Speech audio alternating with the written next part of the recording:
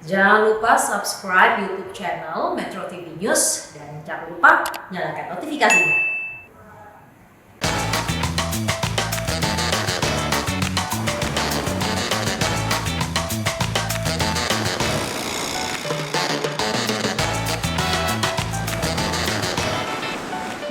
Indonesia Raya, merdeka, merdeka, hiduplah Indonesia Raya. Oh Indonesia, bumi pertiwiku hari ini. Merah putihmu akan selalu berkibar, membentang dalam sanubari. Di ulang tahun kemerdekaan yang ke-75 di tahun ini, begitu banyak masalah datang bertubi-tubi dan pelik. Namun tak akan kubiarkan nyaliku dan pikiranku tumbuh picik. Usia kemerdekaan ke-75 di tahun ini sudah seharusnya kita memetik pembelajaran. Ayolah, kita terus membawa spirit dan teladan para pendiri negara dan pejuang bangsa. Nilai gotong royong yang telah diajarkan mereka. Kita bahu-membahu berjuang bersama-sama.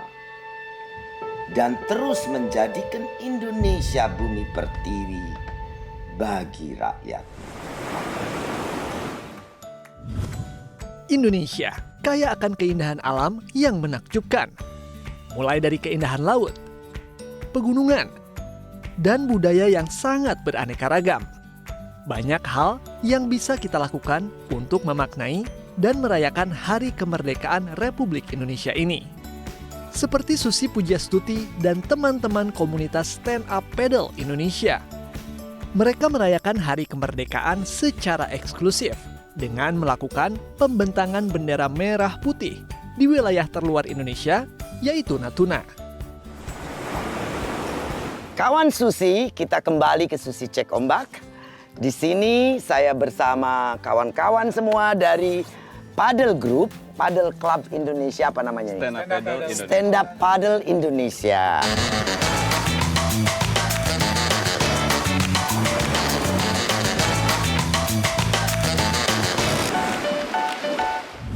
Kawan-kawan, mari kita dengarkan. Pak Bob, ayo cerita, Stand Up Paddle ini apa? Sejak kapan berdiri? Terinspirasi dari mana? Gitu. Ya, Stand Up Paddle Indonesia tuh berdiri 2016, Bu. Salah satu inspiratornya adalah ya tentu Bu Susi sendiri ya waktu itu. Dari mana itu? Dari foto Karena yang lihat viral. foto-foto. Foto ibu. Pemirsa, Di atas Susi ini paddle. begini-begini, menginspirasi banyak orang. Ya, sangat menginspirasi. Alhamdulillah. Jadi nanti banyak anak-anak bangsa mencintai laut Indonesia. Iya, Bu. Pastinya. Silakan terusin, Pak. Indonesia kan panjang pantainya nomor 2 paling panjang di Di dunia. dunia benar. Jadi sekali. harusnya olahraga wisata seperti stand up paddle ini bisa berkontribusi untuk pariwisata bangsa dan bisa jagain, Bu. sangat Jagain betul, laut sangat Indonesia. betul, sangat Setuju. betul. Salah satu latar belakang kenapa stand up paddle dibuat juga itu. 2019 kita sudah mulai banyak aktivitas, bahkan kita sudah keluar negeri untuk melakukan Wow. lomba. Jadi selain olahraga wisata, saat ini stand up paddle juga sudah jadi olahraga prestasi di sini. Oh, kawan-kawan, mereka juga melakukan traveling ke luar negeri untuk ikut lomba-lomba, Ikut lomba, iya. membawa nama harum Indonesia. Di Luar biasa. 2019 Osaka, Jepang kita naik podium, Bu. Jadi ada di kelas pro amateur kita juara 1. Bravo, bravo, bravo. Benar-benar Sekarang mengharumkan anggota ya, Bu. berapa orang? Sekarang ada 185 anggota. 185 anggota. Dan Nambah itu 1 jadi 186. Iya. Oh, tambah nila 1. Tapi belum sah nih kalau belum dijegurin ke laut. belum. Masa orang lain tuh 10 kali jatuh. Gitu ya, Bu. Baru dia bisa berdiri. Wah, kawan-kawan. Alhamdulillah saya bisa mengajak lebih banyak orang untuk kenal pulau terluar kita yaitu Iya. Natuna. Nah, kalau kita makin banyak tahu bahwa ada laut, pulau yang luar biasa seperti ini, anak-anak bangsa kita dari Jakarta, dari Jawa nih tahu pasti mereka akan lebih mencintai dan akan lebih sering datang ke Indonesia. Bagian barat, selain bagian timur tentunya. Natuna ini memang luar biasa. Pemirsa, rasanya bincang-bincang kita tidak akan pernah habis kalau cerita tentang keindahan laut yang telah dijelajahi oleh para Indonesia Paddler ini ya. Dan tentunya sambil membawa rasa sayang, solidaritas, gotong royong berbangsa. Nah, kawan Susi sudah selesai kita berbincang dengan para pecinta stand up paddle, para paddler Indonesia yang telah mengharumkan nama bangsa. Nah, kemudian saya akan berbincang-bincang dengan Mbak Nila Tanzil untuk perpustakaan dan kegiatan perpustakaan yang dirintis oleh Mbak Nila ini keliling Indonesia, terutama yang sudah dilakukan di Indonesia bagian timur. Susi Cek Ombak ke laut Saja. Di pelosok-pelosok negeri, ada ribuan anak yang tak mendapat akses pada bahan bacaan yang memadai. Dengan menyediakan buku, itu berarti membantu mereka menggapai masa depan yang cerah. Seperti Nila Tanzil, sosok wanita yang sangat menginspirasi banyak orang dengan aksinya membuat taman bacaan pelangi di berbagai pelosok Indonesia.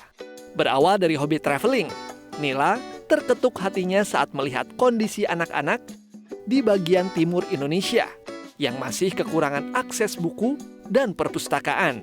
Nah, hari ini aku sendirian, Nila. Ya, biasanya aku ditemenin Kiki. Tahu kan Kiki kan? Tahu ya. Itu dia nih sekarang terlalu sibuk. Setiap ada kawinan maunya acara diikutin. Iya dong, Bu.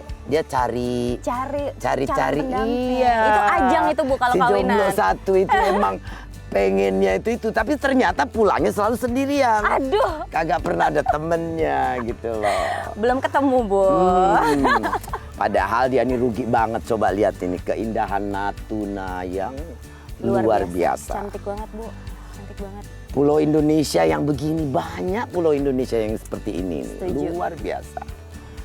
Kita berenang, paddling tadi kan. Hah? Enak banget, Bu. Jakarta, nothing. Nanti. Tapi Pak Anies mestinya bersihkan pantai Jakarta. Setuju. Seperti janji dia bersihkan 12 danau. Jadi kalau dibuat seperti ini kan coba lihat, indah, terbuka, semua masyarakat punya akses. Nah, ngomong-ngomong nih, aku kan dapat bocoran-bocoran sebelumnya Google. Apa tuh, Bu? Siapa Nila Tanzil? Selain Google, you punya hobi nyelam, aku juga dengar you ini bikin perpustakaan tuh. Iya, betul, Bu.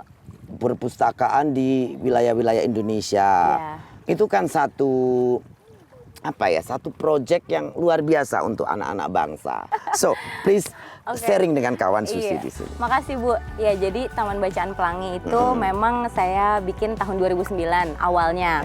2009, Iya. jadi 10 tahun yang lalu. Sudah 10 tahun, ya. Nah, sekarang sudah ada 132 perpustakaan di SD-SD. Wow. Sudah ada lebih dari 30.000. Hampir 10 lebih per tahunnya. Iya. Oke. Sudah ada lebih dari 30.000 anak-anak di Indonesia Timur, termasuk anak-anak di pulau-pulau kecil yang sekarang jadi punya akses buku bacaan yang berkualitas di perpustakaan Taman Bacaan Pelangi.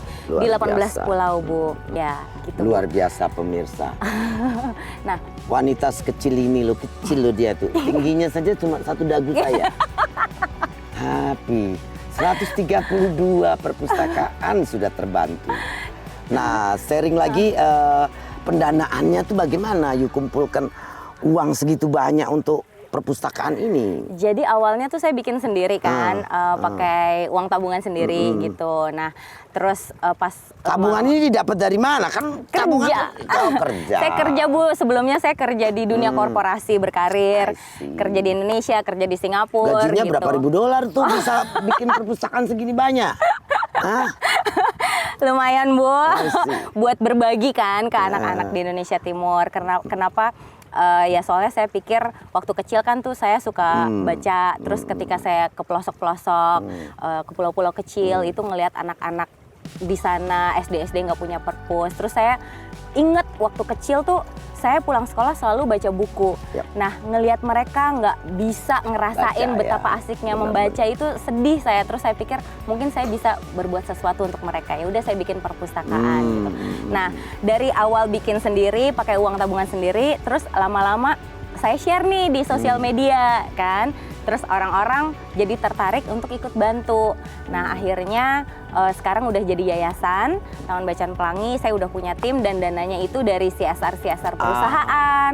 Terus dari donor-donor pribadi juga ada. Kerja sama NGO internasional juga ada gitu Bu dananya. Nanti kalau cucuku sudah besar-besar, nah itu buku-bukunya koleksi anak-anak juga bisa kusumbangkan. Iya dong Bu, Ya. please. Thank you. Nah tadi Ibu nanya kenapa Indonesia Timur ya? Ya. Padahal Indonesia Barat juga banyak sih yang Banyak masih juga iya. di desa-desa Setuju aku Bu. Kadang-kadang orang selalu berpikir yang terbelakang tuh Indonesia Timur. Di Pulau Jawa kadang-kadang kita jalan di pesisir-pesisir. Banyak yang tidak punya akses terhadap bacaan, pendidikan juga banyak. Bukan tidak ada gitu. Iya, setuju Bu. Nah, kenapa waktu itu saya pertamanya di Indonesia Timur di Flores kan waktu itu karena saya waktu itu masih kerja jadi konsultan untuk sebuah institusi konservasi internasional. Nah, terus ya udah karena kerja di Flores, ya udah saya bikinnya di Flores dong, mumpung lagi di sana. Nah, lama-lama terus saya jadi tahu lebih banyak. Ternyata kemampuan membaca anak-anak di Indonesia itu yang paling rendah adalah di Indonesia Timur. Gitu. Nah, kawan-kawan Susi ini memang kalau kita lihat apa yang dilakukan Nila ini satu hal yang luar biasa. Sebaiknya kita semua juga mulai punya kesadaran tentang hal-hal seperti ini di sekeliling kita. Coba cari di rumah, work from home ini saya pikir kita bisa ngorek-ngorek gudang. Kalau ada buku, sumbangkan ke Taman Bacaan Nila. Pelangi. Iya. Nah kemudian di Natuna ini rupanya sudah ada taman bacaan. Nah mungkin Nila bisa kerjasama nanti dengan taman bacaan di Natuna. Iya, jadi kalau konsepnya Taman Bacaan Pelangi, kita tuh juga memberikan pelatihan-pelatihan untuk guru, kepala gratis sekolah. Kan? Gratis. Oke, gratis kawan Susi pelatihan dari Taman Bacaan Pelangi ini loh. Jadi memang konsepnya seperti itu kan bikinnya di sekolah, jadiin perpustakaan sekolah, kepala sekolahnya dilatih, guru-gurunya dilatih, dan kita advokasi ke kepala dinas supaya ada pustakawan. Gitu. Librarian ini sangat jarang di Indonesia. Banget.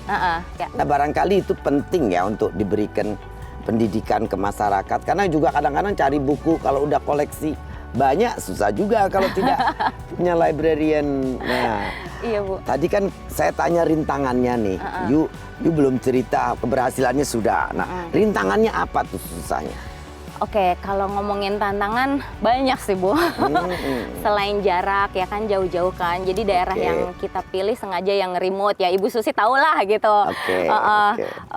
Challenge-nya itu luar biasa untuk ke pulau-pulau kecil, terus nggak ada sinyal segala macam. Bisa kerjasama nanti sama Susi Air tuh minta di daerah terpencil. Siapa tahu ada slot yang kosong kan, boleh. Aduh Bu, itu cita-cita saya Bu. Aduh, beruntung banget nih ketemu. Iya. Terus apa lagi? Kargo, logistik, lalu apa lagi? Nah, yang challenging juga itu mengubah mindset guru dan orang tua gitu ya, dan masyarakat bahwa membaca itu bukan berarti belajar gitu, buku pelajaran gitu loh. Just reading through. Read for pleasure gitu kan. Betul. Nah ini mengubah mindset tuh butuh waktu gitu Bu. Memang harus dibiasain dari kecil. Iya, Jadi setuju. saya melihat orang-orang itu kadang-kadang tidak memaksa anak-anak untuk melihat-lihat buku. Iya. Padahal di balik kertas-kertas ini tuh banyak cerita menarik gitu. Ya, Dan bacainnya juga harus ini ya Bu ya. Dengan apa? Dengan ekspresi, ya, intonasi. Istilahnya intonasi yang menyenangkan untuk didengar, seolah-olah kayak beneran gitu. Kalau yang menakutkan ya takut anak-anak gitu dibikin. Awas nanti kalau nakal ada nenek sihir gitu-gitu kan. Iya Bu. Wow, luar biasa. So, saya berharap nanti anak-anak di seluruh Indonesia, terutama Indonesia Timur, semuanya suka membaca. Amin. Pemirsa, Nila ini walaupun kecil tapi semangatnya dan keinginannya untuk berbagi luar biasa. Kita harus merasa malu, kita harus tergerak hati, mengikuti dan meniru Nila Tansil.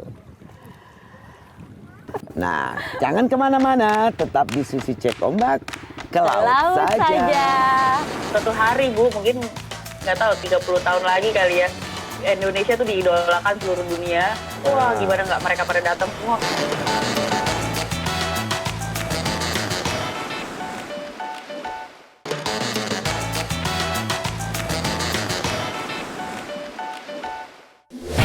Cinta yang diperankan oleh Dian Sastrowardoyo sangat melekat dan dikenal semua orang. Berbagai film yang sudah ia perankan antara lain Ada Apa Dengan Cinta dan Ada Apa Dengan Cinta 2 yang merupakan sequel keduanya. Rangga, yang kamu lakukan ke saya itu jahat. Tidak hanya berkarir di dunia akting dan model, Dian juga mulai merintis menjadi produser untuk film pertamanya berjudul Guru-Guru Gokil. Dian memproduseri film ini murni ingin memberikan apresiasi kepada para guru di seluruh Indonesia. Kawan Susi, kita kembali ke Susi Cek Ombak, ke laut saja. So, kali ini kita tadi sudah jalan-jalan di Natuna. Nah, saya mau ajak kita kan karena hujan juga mau kemana lagi, udah sore. Kita telepon kawan baik namanya Mbak Dian Sastro. Ya, kita telepon Bu. ya. Iya. Oke. Sik. Nah, tuh udah nyambung. Halo, apa Halo. kabar? Halo. Baik Bu Susi, hai Iya. Nia. Hai. Lama sekali work from home, make people cannot see each other ya. Apa kabarnya? Sehat terus Baik, kan? Baik sekali Bu. Sehat terus toh? Sehat-sehat di rumah aja. Cerita dong, share sama kawan Susi apa kegiatan Mbak Dian Sastro, produktivitasnya bagaimana selama Pandemi. COVID ini. Semua orang pengen tahu apa yang dilakukan orang lain. Bu Susi, aku alhamdulillah di rumah aja nih. Aku tapi tetap produktif bekerja. Aku sekarang jadi produser film, Bu. Terus kemarin film aku Guru-Guru Gokil baru selesai dan baru tayang di Netflix. Baru aja kemarin. Oke. Congratulations. Dan ternyata orang kalau di rumah jadi, terima kasih. Ternyata orang kalau di rumah itu jadi sering banyak nonton film, Bu. Dan sekarang untungnya dengan adanya platform digital seperti Netflix itu memungkinkan orang di seluruh Indonesia jadi bisa nonton semua. Kalau dulu kan mungkin orang-orang di Jakarta bisa nonton bioskop duluan, nanti kalau teman-teman di Daerah. Ambon apa di Papua masih belakangan lagi nunggunya lama sekali. Kalau sekarang dengan udah tayang online di platform digital seperti Netflix, jadi bisa serentak di hari yang sama bisa nonton semuanya. So, jadi kawan Susi, ternyata kita tuh tetap bisa produktif walaupun dari rumah. Nah, tadi cerita tentang produktivitas dan kreativitas. Nah, setahu saya Mbak Dian ini sangat atentif, sangat memperhatikan tentang pariwisata Indonesia. Nah, pendapat Mbak Dian tentang pariwisata ini dengan pandemik ini apa? Harus ada perubahan seperti apa untuk bisa terus melanjutkan pariwisata ini menjadi sumber kehidupan kawan-kawan kita yang memang mata pencahariannya dari dunia laut. Pariwisata gitu. Ya. Aku sebagai orang yang suka traveling ngerasa banget sih memang sebenarnya kebutuhan orang untuk traveling dan pelesiran juga nggak bisa dihentikan begitu saja gitu, dan banyak banget kan orang yang cari mata pencaharian di industri pariwisata. Cuma memang dengan adanya new normal seperti ini, dengan belum ditemukannya vaksin, kita harus bisa hidup tapi dengan new protokol gitu ya, yang aku rasa sih Bu Susi, kita harus sadar cuci tangan terus, habis harus pakai masker, social distancing.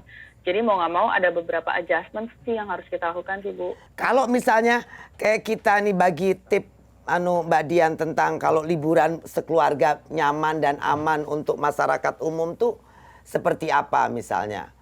Yang praktis gitu. Simple tapi mereka tetap aman gitu. Gimana coba Mbak Dian? Iya. Aku kemarin coba liburan dekat Jakarta, kebetulan saya sekeluarga sama mertua dan juga sama ibu saya yang udah berusia lanjut. Kan kita juga pengen menjaga kesehatan mereka tuh, Bu. Akhirnya kita sekeluarga sebelum berangkat kami melakukan rapid swab test, jadi yang benar-benar memastikan kita semua sehat. Dan kalau udah kan alhamdulillah negatif semua nih, semuanya sehat gitu. Jadi kita berarti tugas berikutnya adalah menjaga supaya kita jangan sampai terpapar kalau ada orang lain, jangan-jangan pembawa virus gitu kan. Wah, itu kita benar-benar pakai maskernya disiplin sekali. Terus kita juga selalu cuci tangan sesering mungkin, nggak pegang-pegang muka gitu setelah memegang fasilitas umum. Terus juga kita bawa botol minum sendiri, Bu. Bawa botol minum sendiri, ya. Bawa kalau bisa malah ini sendok makan, kalau kita makan di luar kita bawa sendok makan dan garpu sendiri. Ya, itu pemirsa, memang kita harus merubah banyak aturan-aturan supaya kita ini bisa mengakomodir kesulitan dalam bertraveling tanpa membahayakan diri kita. Jadi tetap bisa traveling walaupun sulit, kita tetap mengikuti protokol dan kita tetap bisa bersenang-senang gitu. Tadi cerita tentang guru gokil itu loh, guru-guru gokil. Kenapa you tertarik ngangkat isu ini? Iya, cerita dong. Ceritanya bagaimana? Ya. Terus judulnya ceritanya gitu loh, kok jadi, guru dipanggil gokil gitu loh. Kita pakai kata gokil karena gokil itu sebenarnya untuk menggambarkan hal-hal yang positif. Jadi bahasa Inggrisnya gokil tuh kayak crazy awesome. Jadi benar-benar guru-guru tuh kadang-kadang kita kan punya zaman tuh berubah ya, Bu. Jadi tantangannya para guru juga sekarang adalah bagaimana sih cara mengajarkan anak-anak untuk bisa berpikir out of the box gitu kan. Nggak melulu kurikulum yang dihafalin atau mungkin yang rigid, justru kalau bisa membuat anak-anak bisa berpikir kreatif. Nah, kalau misalnya mau bisa berpikir kreatif berarti gurunya mesti kayak gimana? Gurunya mungkin juga harus kreatif juga, memberikan contoh yang out of the box gitu. That's why kita bikin cerita guru-guru gokil, guru-guru yang mengerjakan hal-hal yang belum pernah terpikirkan sebelumnya oleh untuk guru-guru bisa pada menginspirasi umumnya. anak-anaknya. Guru-guru keren gitu ya. Iya. Setelah jadi produser ini apa kesannya? What your impression to get the job done as producer? Saya belajar bisnisnya film sih, Bu. Saya Ibu kan juga seorang businesswoman yang saya juga sangat idolakan ya. Memang kalau mau sustainable dalam industri film, apapun juga harus bisa balik modal, bahkan kalau bisa profitable gitu. Kalau enggak kan dia nggak akan bisa sustainable bikin film lagi kan. Jadi saya tuh harus bisa mengawinkan antara idealisme, pengen bikin film dan yang komersialisasi, sama bikin film yang mau nggak mau orang yang harus suka. Jadi harus bisa ditonton orang. Aku terus terang idola banget sama Korea Selatan, Bu. Jadi sekarang ya, zaman sekarang milenial tuh bilangnya sarangeo, Bu, bukan I love you lagi. Kayak gini, sarangeo. Kalau zaman Ibu kan masih ngefansnya sama Hollywood. Sekarang orang ngefans sama opa-opa Korea Gangnam loh, Bu. Jadi apa dia orang tuh ngefans sama orang Indonesia, Bu? Aku lagi punya cita-cita suatu hari, Bu, mungkin nggak tahu 30 tahun lagi kali ya, Indonesia tuh diidolakan seluruh dunia. Wah, gimana nggak mereka pada datang semua kalau misalnya mau pariwisata, pasti pariwisata ke Indonesia, Bu. Jadi kita bisa memajukan ekonomi negara kita juga. Nih boleh sombong dikit loh, Susi ini diidolakan sama orang-orang Jepang tuh. Masuk dalam komik manga tuh. Keren, Bu. Ibu keren banget. Ibu udah duluan. Masa aku jadi tokoh di komik, aku baru tahu. Tadi next cita-cita kan Indonesia menjadi idola dunia. Nah, untuk selain itu apa lagi tuh, project atau pendidikan atau apa? Langsung projectnya deh. Aku ini, Bu, lagi PSBB gini kan di rumah aja nih, Bu. Banyak kampus-kampus itu lagi buka kursus online. Nah, kemarin tuh aku ngambil kursus online dari ada film school bikin kursus menulis. Jadi script writing untuk film 15 minggu aku ngambil, Bu. Jadi akhirnya aku bayar, aku investasi. Ini udah minggu ke-10, total ada 15 minggu. Jadi mudah-mudahan keluar PSBB saya ada skill yang bertambah sedikit, Bu. Tadinya saya nggak bisa nulis skrip, mungkin suatu hari saya bisa nulis skrip. Bisa nulis skrip. Bravo. Dan Dian kan juga peduli banget sama isu pendidikan ya. Punya yayasan loh, Bu. Oke, yayasan apa tuh? Yayasan Dian masih kan? Masih alhamdulillah Yayasan Dian beasiswa Dian itu udah ada 3 batch. Kebetulan yang batch pertama tuh udah pada lulus, ada 4 orang yang udah lulus, Bu. Jadi saya udah punya anak asuh saya udah lulus kuliah 4 orang. Tinggal batch berikutnya masih pada di bangku kuliah. Ada satu yang di Jerman, ada satu yang penyintas kekerasan di perang suku di Flores. Jadi memang saya investasi sama anak perempuan aja, Bu, yang resilient, yang berani untuk mensupport keluarganya. Good. Bravo. So, Mbak Dian, thank you very much ya for opportunity sharing sama kawan laut, kawan Susi, semua yang senang nonton Susi Cek Ombak. Mereka pengen tahu, selalu minta tolong dong wawancara toko ini untuk sharing. Yang intinya kita semua ingin sama-sama, Bu, my pleasure. Ya, semua ingin survive sampai end of the pandemic. Jadi ya kita sharing juga ibadah kan. So once again terima kasih banyak and see you next time. Sama-sama, ya. Ibu. Ya, terima kasih. Tolong gantian saya wawancara Ibu ya. Oh, boleh. Anytime. Oke, Ibu. Terima Diatur kasih nanti banyak. jadwalnya Sampai ya. ketemu. Ketemu, bye. Makasih. Bye. Kembali ke Susi Cek Ombak. Kali ini kita di segmen kreasi Susi. Nah, dari beberapa yang masuk di sini ada Erta Siboro yang membuat kreasi, ada kura-kura dari bahan baku kertas. Nah, bahan baku kertas ini dibuat sedemikian rupa seperti ini. Nah, kemudian ada satu lagi sama dari Erta Siboro juga yang membuat kreasi dari botol-botol plastik. Tuh Nila, dari botol-botol plastik dibuat jadi perahu. Keren banget. Keren. Jadi sebetulnya daripada sampah plastik itu dibuang, bikin polusi untuk lingkungan kita, dan juga kalau masuk ke laut bahaya. Dan polusi laut kita, nanti ikan-ikan kita banyak mengandung mikroplastik. Ikan yang kita makan banyak mengandung mikroplastik, berbahaya untuk kesehatan kita. Dan bikin malu kita karena kita sudah nomor 2 menjadi penyumbang sampah di dunia. Sampah plastik ya di dunia. Jadi mendingan dibuat seperti ini ya, Bu ya. Ya, kawan Susi yang lain kalau masih ingin kreasinya ditampilkan, tolong kirim ke Susi Cek Ombak atau ke IG Susi Pujiastuti 115. Nah, Ibu, aku mau memberikan kenang-kenangan nih untuk Ibu. Ini tulisan you. Iya, ini ketiga buku yang aku thank you. tulis. Thank you. Itu buku pertama, Lembar-Lembar Pelangi. Another one, Art of the Giving The Art of Back. Giving Back, ya. Seni berbagi kebaikan. Pas banget kan untuk Ibu kan, Ibu suka berbagi lewat Susi Air. Kalau yang Lembar-Lembar Pelangi tentang potret pendidikan di Indonesia. Satu ini buku bacaan anak-anak. Iya. Nanti aku malam bacain buat cucu-cucu. Asik, Wah, luar biasa. teman baru Epi. Terima kasih banyak. Ibu, sayang terima kasih. Ya, keep going. Berkreasi dan berbagi dengan anak-anak Indonesia. Iya, terima kasih Bu sudah menginspirasi aku dan kita semua. Semua kita harus menjadi inspirator bagi semua anak-anak Indonesia. Iya, setuju Bu. Supaya Indonesia maju. Setuju. Dan di Natuna-nya ada di mana saja, Pak Joko? Yang pertama dapat saya sebutkan di Tanjung Datuk, Bu, sebelah ujung sana. Tanjung Datuk di sana. Itu yang kelihatan ya, Ya, Pak di ya. sana. Ya.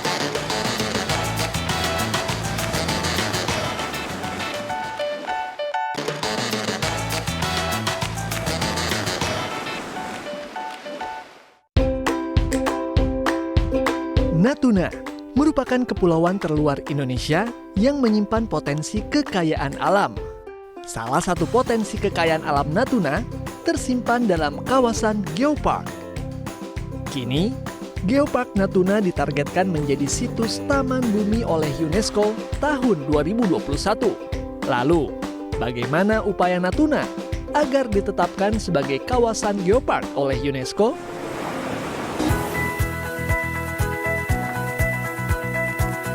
Kawan Susi, kita kembali ke Susi Cek Ombak. Ke laut saja. Nah, kawan-kawan kita nih, belakang kita pemandangan luar biasa. batu-batuan yang katanya sudah diajukan oleh pemerintah daerah Natuna untuk dijadikan geopark.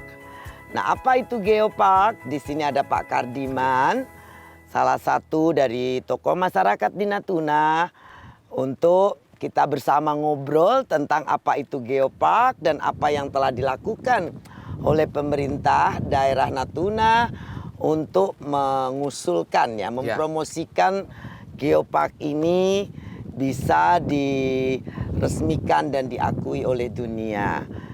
Dan di Natuna ini ada di mana saja Pak geoparknya ini?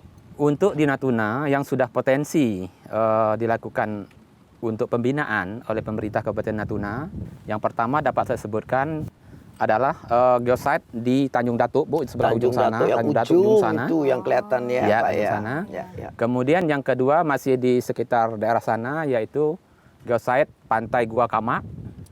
Pantai Gua Kama. Ya. Ada guanya, Pak? Ada guanya, bagus sekali. Kemudian yang ketiga adalah kebetulan di samping Pulau kita ini Senoa Pulau itu. Senoa, Ya, geosite ya, Pulau ya. Senoa. Kemudian di belakang kita ada geosite Tanjung Senubing. Ya, Ya. Batu Sindu yang cantik sekali. Batu Sindu. Ya. Kemudian ada geosite Gunung Ranai, Bu, yang di Oh, tinggi menjulang Yang ini sangat ini. bagus. Oke. Kemudian ada geosite Pulau Akar. Nah, Pulau Akar ini merupakan geosite tertua di Kabupaten Natuna. Kabupaten Natuna. Ya, yang umurnya antara 188 sampai 144 juta tahun yang lalu, Bu. Wow. Juta Juta tahun, tahun yang lalu. bukan ratus Bukan tahun. ratus Juta Juta tahun tahun. yang lalu. Wah, luar biasa. banget. Kemudian Memang kalau lihat batuannya batuan tua semua. batuan tua. Kemudian yang terakhir adalah geosite Pulau Setanau. Pulau Ini di Setanau. Kecamatan Pulau Tiga. Pulau Tiga, Selat Lampa. Selat sana. Lampa, ya, Bu. Potensi wisata selain geopark apalagi nih Pak di Natuna? Di samping geopark, kita memiliki daerah destinasi lain. Termasuk di Alipstone. Ini ya. Ya, Ini di ya. Alipstone sangat bagus Iya, sekali. Cantik banget, Pak. Kemudian ada pantai-pantai lain yang sangat viral. Misalnya Teluk Panglima. Teluk Mungkin Ibu Panglima, belum pernah ke belum sana. pernah, Sangat bagus sekali, Bu, Teluk Panglima. Ya, aku juga belum. nih, Belum Pak. pernah. Ajak dong, Pak, jalan-jalan. Boleh, Ya, nanti ya, kita abis ini ya. habis ini kita jalan ke sana, ya. Terus, Pak, dengar-dengar mau masuk ke dalam list UNESCO ya? Oke. Itu Itu tadi gimana, ingin Pak? Pemda ini sudah berupaya ya Pak untuk mendaftarkan ini supaya seperti Belitung. Iya, Belitung. betul. Ya, Belitung sudah duluan. Iya. Nah, di sini sedang berusaha. Sudah sejauh mana tuh, Pak? Iya, syaratnya gimana sih, Pak? Jadi untuk ke UNESCO Global Geopark, Kabupaten Natuna harus menyiapkan minimal 20 geosite. Oh, nah Ya. sekarang yang sudah ada? Yang sudah kita bina itu ada 8. 8 baru dibina. Jadi oke. kami harus Masih menyiapkan banyak. lagi, Harus dicari termasuk pengelolaannya. Itu sudah harus oke. bagus. Kemudian nanti keberlanjutan dari program ini, masyarakatnya merasakan bagaimana Manfaatnya. meningkatnya ekonomi masyarakat itu Ya, harapan ya, kita. Ya. Namun memang salah satu persoalan besar datang ke Natuna untuk wisatawan itu adalah transportasi. Transportasi, Karena kalau yang dari Jakarta mesti ke Batam dulu, dari Batam turun lagi ke bawah. Jadi harusnya cuma 3 jam jadi 5 jam. Belum ada yang Jadi direct ya, Bu. Barangkali pemerintah harus memberikan fasilitas atau insentif untuk transportasi yang dekat dari Pontianak langsung kemari. Dari Belitung bisa langsung jadi geopark ke geopark. Geopark Wisata Belitung geopark. ke geopark Ya, Natuna. ya. Nah, Mbak Nila, coba apa nih komentarnya setelah pertama kali tadi you sudah paddling, nanti kita main gasing kan? Ini apa coba komentar you tentang Laut Natuna ini? Cantik banget, Bu. Cantik banget. Kebetulan aku udah pernah ke Belitung dan ini mengingatkanku pada Belitung ya. Batu-batuannya cantik, terus airnya ini warnanya tuh turquoise gitu kan, pasirnya putih. Cantik banget sih. Keren banget. Dari dulu sebenarnya aku udah pengen ke Natuna. Nah, ini kesampaian nih. Ya, kita nanti lebih sering lagi Mbak Nila ke sini, Pak. Kawan laut, jangan kemana-mana, tetap di Susi Cek Ombak. Susi Pujiastuti, di Susi Cek Ombak ini pertama kali perempuan main gasing di Natuna.